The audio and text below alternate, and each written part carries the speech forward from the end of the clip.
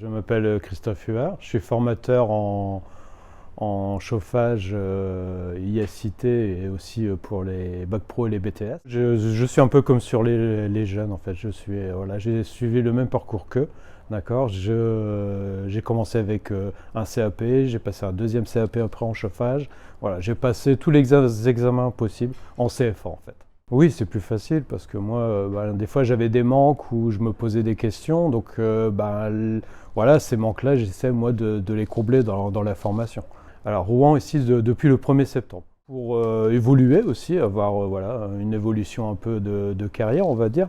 Et puis j'ai passé par tous les stages, c'est-à-dire que j'ai formé du CAP, j'ai formé du BP, j'ai formé aussi des énergies renouvelables, des dépanneurs aussi en chauffage. Donc voilà, je voulais passer un peu aussi au niveau supérieur. Moi je travaille pas en entreprise, je travaille toujours ici, mais je suis issu des entreprises. C'était plutôt de me faire comprendre par rapport justement à des difficultés que les jeunes pouvaient rencontrer, de préparer aussi des cours, parce qu'il faut savoir qu'on prépare nos propres cours. Donc de préparer le cours, d'avoir le temps, et puis aussi d'avoir assez de recul, c'est-à-dire ça se fait sur plusieurs années, hein, d'avoir du recul pour peaufiner les cours, les questions, parce qu'on peut toujours avoir des questions qu'on ne s'attendait pas. Donc des fois, il faut se remettre en question souvent, quoi. Oh, ça évolue énormément, surtout ces dernières années, oui. Là, on a l'arrivée aussi du numérique qui a été pas mal. Avec le Covid, on a dû faire beaucoup de visio, ce qu'on faisait jamais. Donc là, oui, c'est quelque chose qu'on a dû apprendre en fait, hein. C'est quelque chose qu'on a dû apprendre, c'était nouveau pour nous, de faire des cours par visio, sans avoir comme support un atelier ou des chaudières pour ma part. C'était assez compliqué quand même. J'ai tourné beaucoup de vidéos, c'est-à-dire que j'allais au CFA, il n'y avait personne et je me filmais en fait. Donc je me mettais dans le cas où je peux faire une démonstration, mais je filmais ma démonstration. Après je leur passais et je faisais le cours de techno par rapport justement à la vidéo qui était passée. C'était vraiment rapproché de YouTube en fait, on va dire, oui. Alors nous, il faut savoir qu'il y a plusieurs options. Nous ici à Rouen, on fait l'option B, donc c'est la maintenance des systèmes de chauffage, climatisation et de ventilation. Voilà, donc tout ce qui est chaudière, VMC, groupe froid, géothermie, c'est tout sur cette partie-là que nous on va travailler. Sur tous les types.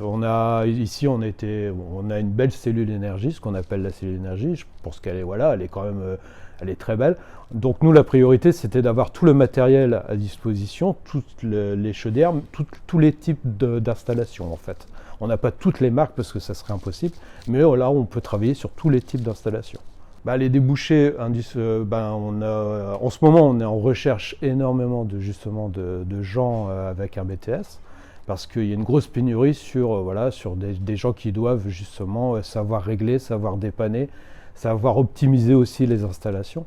Donc je sais que il y a énormément de débouchés en ce moment.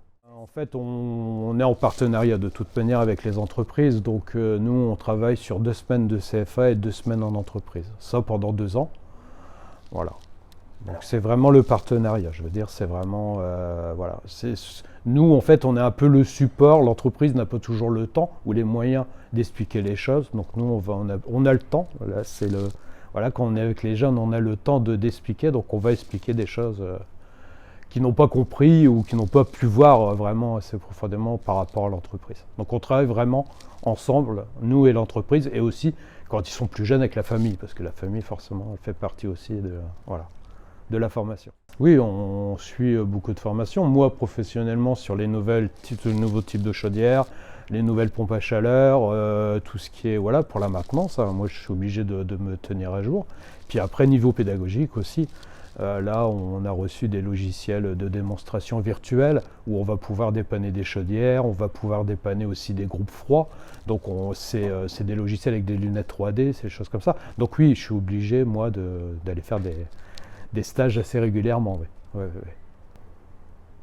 Alors, c'est un peu compliqué parce que je travaille dedans, donc je vais pas dire venez parce que je suis là, ça serait prétentieux de ma part. Non, c'est parce que nous, dans notre domaine, je pense qu'on est doté, et je pense pas qu'il y ait beaucoup de CFA qui soient dotés du matériel que nous, on a ici à disposition. On a quand même un CFA qui est déjà bien, qui est tout neuf, hein. Et puis ici, la plateforme, ce qu'on appelle la plateforme d'énergie, est quand même bien dotée. On a vraiment ce qu'il faut. On répond vraiment aux critères du BTS, du Bac Pro. On est vraiment bien doté là-dessus. Donc je pense que en matière de matériel, de travail avec les collègues aussi, que ce soit en français ou en maths, où on a formé une bonne équipe, je pense que voilà, moi je ferai la pub par rapport à ça. Pas forcément parce que je travaille au CFA. Ben c'est voilà, je suis un peu comme les jeunes, c'est-à-dire qu'il fallait que je trouve un métier, donc je me suis dirigé vers le métier du bâtiment. Après j'avais essayé un petit peu l'électricité, un petit peu tout ça. J'ai trouvé le chauffage, qui était pas mal, donc j'ai continué là-dedans. Et puis après, ben, je me suis dit, j'ai fait la bonne, voilà, je me suis mis dans le bon métier. Pourquoi? Parce que c'est un métier qui évolue tout le temps. Moi, ça fait maintenant plus de, j'ai 47 ans, donc ça doit faire à peu près plus de 27 ans que je travaille.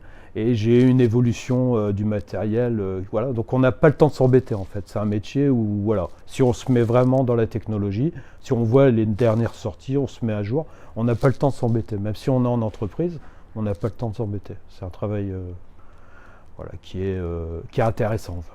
Moi, ce que j'aime bien, c'est justement avoir le regard du jeune quand il a compris ou qu'il a découvert une nouvelle chose. Ça, c'est quelque chose qui me plaît bien. Quand on va leur expliquer, ils comprennent, voilà, ça fait longtemps qu'ils travaillent. Et puis quand ils ont enfin compris un fonctionnement sur une chaudière ou sur du matériel, quand je vois leurs yeux, puis se dire, ah bah oui, c'est pour ça que j'ai ça, en fait, moi, c'est ma récompense, en fait. Voilà, à la fin, quand ils sortent et qu'ils sont bien contents du travail qu'ils ont effectué ici au CFA, je considère que j'ai fait une bonne journée. C'est un peu de tout. Hein. Moi, une belle réussite, c'est quelqu'un qui arriverait, par exemple, assez timide, assez voilà, et qui sortirait de chez nous, voilà, avec une élocution parfaite, qui saurait me parler vraiment bien, qui ait aussi une bonne autonomie sur le travail. Voilà, c'est quelque chose.